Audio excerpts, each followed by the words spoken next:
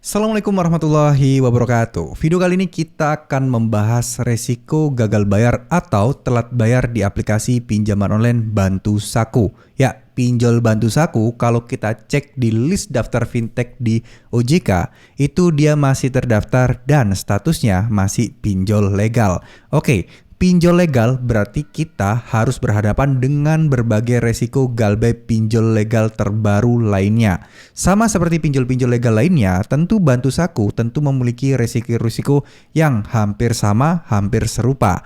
Tapi pastinya ada beberapa hal yang tidak bisa dicamai, yaitu DC lapangan Bantu Saku ada atau tidak. Nah, itulah pertanyaan yang paling kalian tunggu-tunggu pastinya.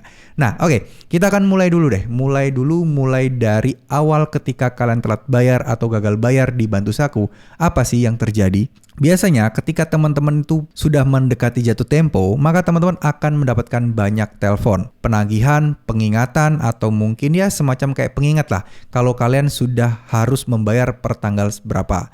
Nah, kemudian telat sehari, 2 hari, seminggu kemudian akan ada banyak telepon yang masuk ke kalian. Nah, telepon ini biasanya dari DC atau bagian penagihan, di mana DC ini beragam ya, ada yang dari pihak ketiga atau masih dalam pihak internal, di mana masih desk collection atau desk collector, yaitu DC yang hanya di dalam ruangan atau divisi tertentu yang nagihnya hanya dari kantor saja, bukan field collector atau DC lapangan yang datang ke rumah kalian. Nah, itu sudah pasti kalian akan mendapatkan banyak telepon dan lain sebagainya. Sekarang, kalau kalian tidak pernah mengangkat, tidak pernah menjawab, apakah Bantu Saku akan menghubungi kontak darurat?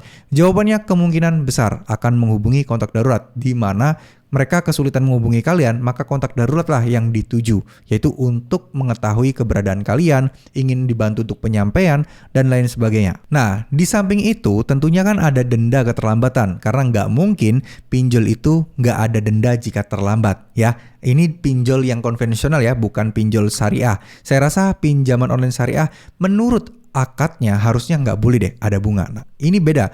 Ini pinjaman online legal yang konvensional yang mungkin bukan syariah, di mana ketika teman-teman telat sudah pasti ada dendanya. Tapi tidak perlu khawatir kalau kalian takut utang kalian itu jadi berlipat-lipat, enggak. Maksimal paling jadi 2 kali lipat, udah itu aja. Pinjam 1 juta, mentok-mentok jadi 2 juta. Mungkin lebih dikit karena ada biaya admin dan lain sebagainya. Nah, sekarang itu untuk masalah denda kalian sudah tahu lah ya, resiko terburuknya seperti apa. Sekarang masalah DC apakah akan datang atau tidak. Jujur Bantu Saku sampai saat ini saya belum mendapatkan informasi apapun terkait DC, karena beberapa orang yang gagal bayar di Bantu Saku itu masih belum didatengin DC. Artinya Bantu Saku terkenal masih belum ada DC lapangannya. Jadi nggak perlu takut dan nggak perlu terlalu khawatir akan didatengin DC. Tapi balik lagi, kita tidak pernah bisa menjamin sebuah aplikasi pinjol itu bakal ada DC terus atau mungkin bakal nggak ada DC terus. Karena siapa tahu dapat investor besar atau mungkin dapat ya dibeli perusahaan yang besar, akhirnya diadakan DC, kan kita tidak pernah tahu.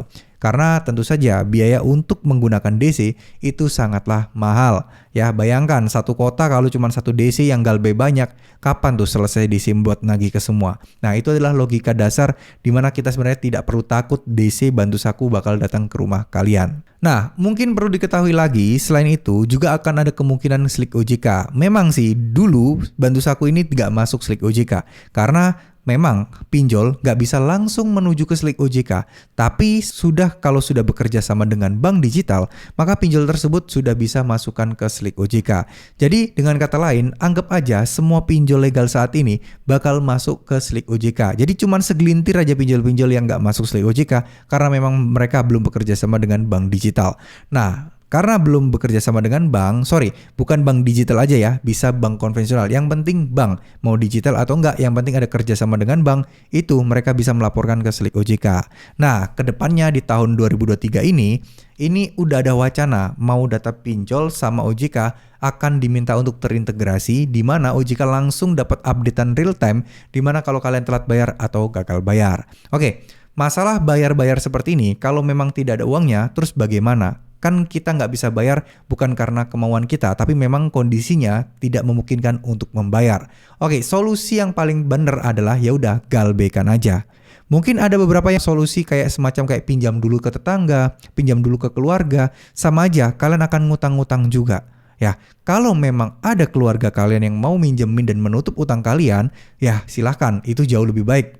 Tapi kalau tidak ada, jangan sekali-sekali mencari dana talangan, gali lubang tutup lubang ke aplikasi pinjaman online yang lain. Karena itu akan sama aja kayak kalian gali lubang tutup lubang dan benar-benar membuat utang kalian jadi bertambah dan terus bertambah.